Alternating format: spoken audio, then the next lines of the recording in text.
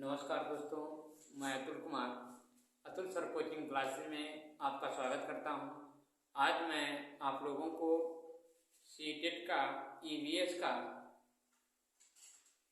Class number 6 लेकर आया हूं, जो आज आप लोगों को जिराफ, डॉल्फिन और पिगविन के बारे में हम लोग पढ़ेंगे। और सीटेट में इनसे भी अवश्य क्वेश्चन बनते हैं, तो इसलिए जो है हम क्या करेंगे, इनको भी कंप्लीट करते हुए चलते हैं।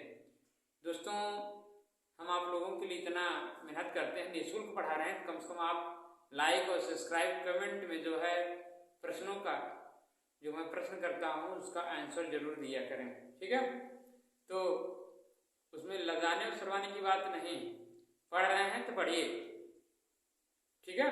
तो सीटेट आप जरूर क्लियर करेंगे। यदि हम तैयार करते चलें तो जरूर क्लियर हो जाएगा। खाली आप क्लास देखते चलिए, बस हम वादा करते हैं आप लोगों से सीटेट पास करा कर रहे हैं। खाली आप क्या करिए, एक बार जितना सिलेबस है पढ़ लिया जाए, उसके बाद प्रैक्टिस कर लिया जाएगा, आप लोग आराम से पास हो जाएंगे, ठीक है। तो चलते हैं। पहला आपके सामने है जिराफ। जिराफ के बारे में आप लोगों ने 10 में भी पढ़ा होगा, जो लैमार्कवाद और डार्विनवाद की जो है आप लोग चैप्टर पढ़े होंगे। तो ये जिराफ जो थे लैमार्कवाद के बारे में थे। लैमार्कवाद ने इनको क्या किया था, जिराफ के बारे में अध्ययन किया था। जिराफ के बारे में अध्ययन लैमार्कवाद ने किया था, इसको ध्यान देना, लैमार्क ने किया था। किसने किया था? लैमार्क ने किया था, ठीक है। इसको आप लोग इसको भी दिमाग में बैठा रहिए कि अगर क्वेश्चन पूछे लैमार्क किस जो है जानवरों पर अध्ययन किया, तो जिराफ, ठीक। तो जिराफ है आपके सामने। जिराफ में क्या क्या होती है? पृथ्वी का सबसे ऊंचा जानवर जिराफ है। पृथ्वी का सबसे ऊंचा जानवर जिराफ है। इसकी लंबाई 5 मीटर होती है। यानी जिराफ की लंबाई कितनी होती है? 5 मीटर होती है। जिराफ की लंबाई 5 मीटर होती है। जिराफ की आयु माने उम्र 25 वर्ष। जिराफ की उम्र कितनी होती है? 25 वर्ष तक ये जीवित रहता है, ठीक है। कितने वर्ष तक? 25 वर्ष तक। ध्यान देना, जिराफ की उम्र, जिराफ कितने सालों तक जीवित रहता है? तो 25 साल तक, यानी 25 वर्ष तक, ठीक।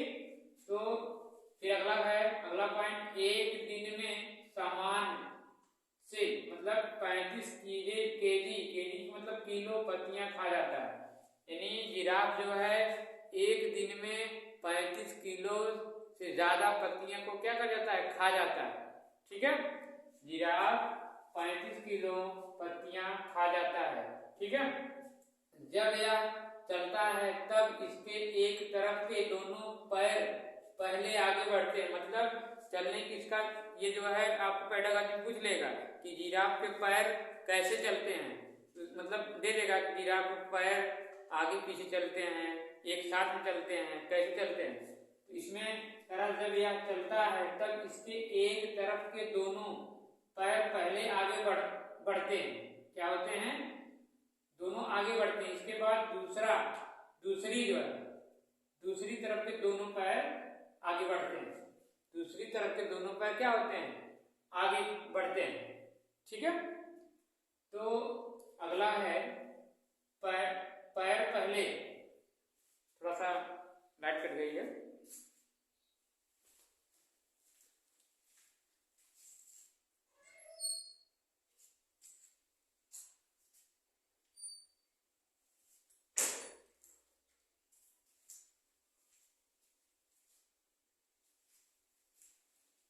हाँ, इसमें बात ये हो रही है कि यह सिर्फ 2 घंटे सोता है।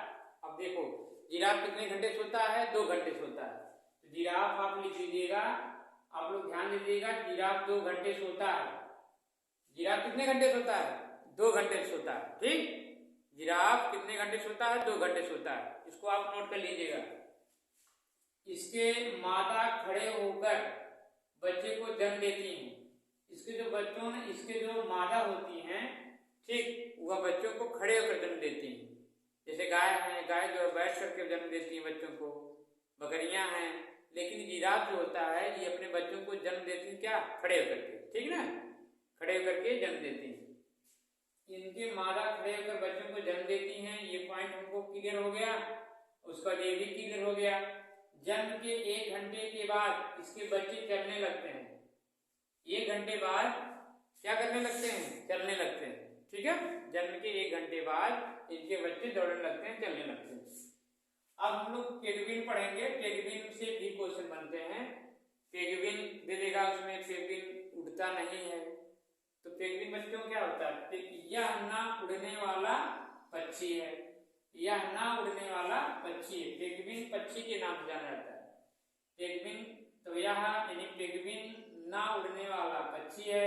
यह पानी में तैर सकता है, यह पानी में क्या कर सकता है, तैर सकता है।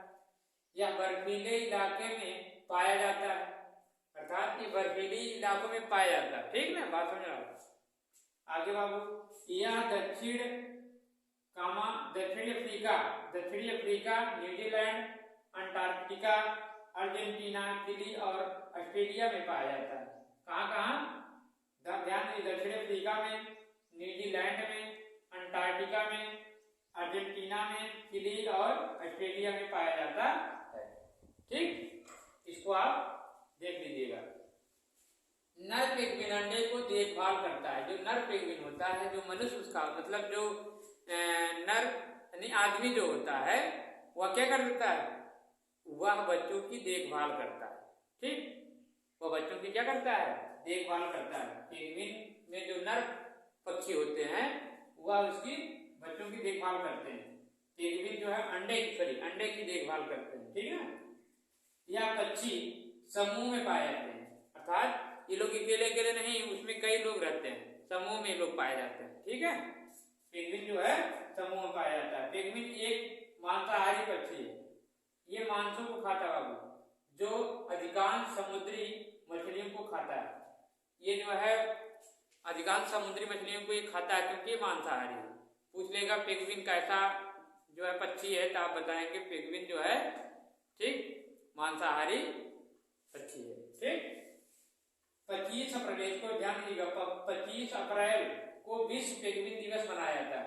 आने वाला है 25 अप्रैल, तो 25 अप्रैल को विश्व पेंगुइन दिवस मनाया जाता है। किस तारीख को, किस डेट को, 25 अप्रैल को विश्व पेंगुइन दिवस मनाया जाता है, ठीक है। इसको आप लोग कंपेयर कर लेंगे। अब आ जाते हैं व्हेल। व्हेल के बारे में अध्ययन किया जाए। यह पानी में रहती है। व्हेल कहाँ रहती है, पानी में रहती है, ठीक है। यह एक स्तनधारी जीव है। कौन सा जीव है, स्तनधारी जीव है, स्तनधारी जीव है, ठीक है। यह बच्चों को जन्म देती है। जब स्तनधारी है तो बच्चों को जन्म देवे करेगी, ठीक है। ब्लू व्हेल पृथ्वी पर पाए जाने वाला सबसे बड़ा जीव है। ध्यान देना, जो ब्लू व्हेल है, नहीं, व्हेल जो है पृथ्वी पर पाए जाने वाला सबसे बड़ा जीव है। यह फेफड़ों से सांस लेती है। किससे लेती है, फेफड़ों से सांस लेती है। ध्यान दीजिएगा, जो व्हेल मछली है किससे सांस लेती है, फेफड़ों से सांस लेती है, ठीक है। इसकी उम्र लगभग 90 वर्ष ये लोग जीवित रहते हैं। यानी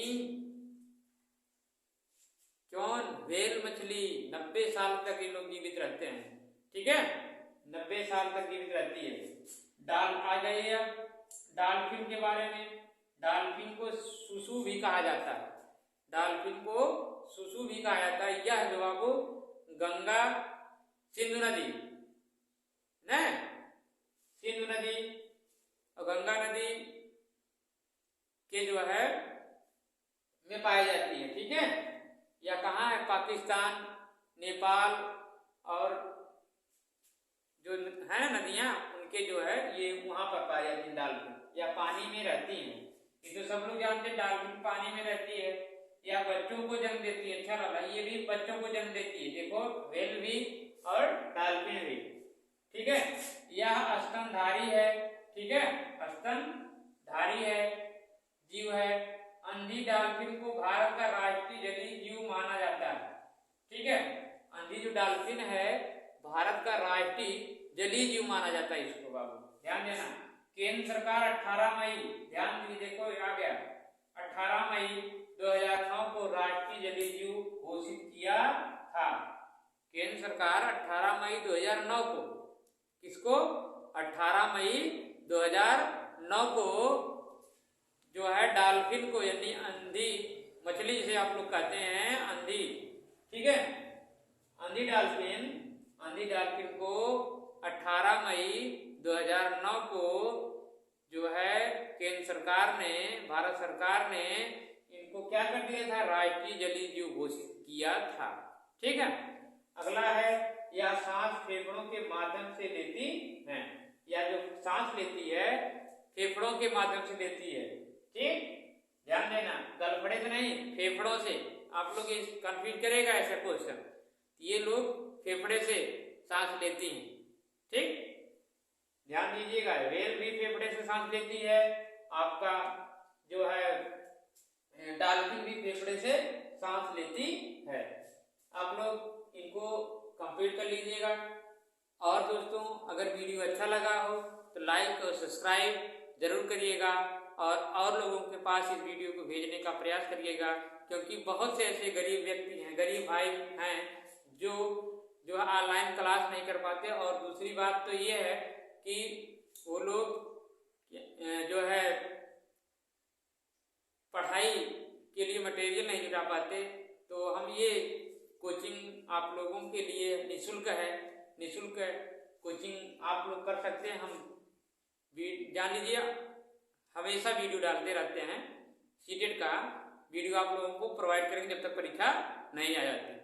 ठीक, तो आप मतलब कंप्लीट हम आप लोगों को करवा देंगे। सीटेट का ईवीएस, सीडीपी और मैथ, मैं तीनों आप लोगों को कंप्लीट करा दूंगा, ये मेरा वादा है। ठीक है, धन्यवाद।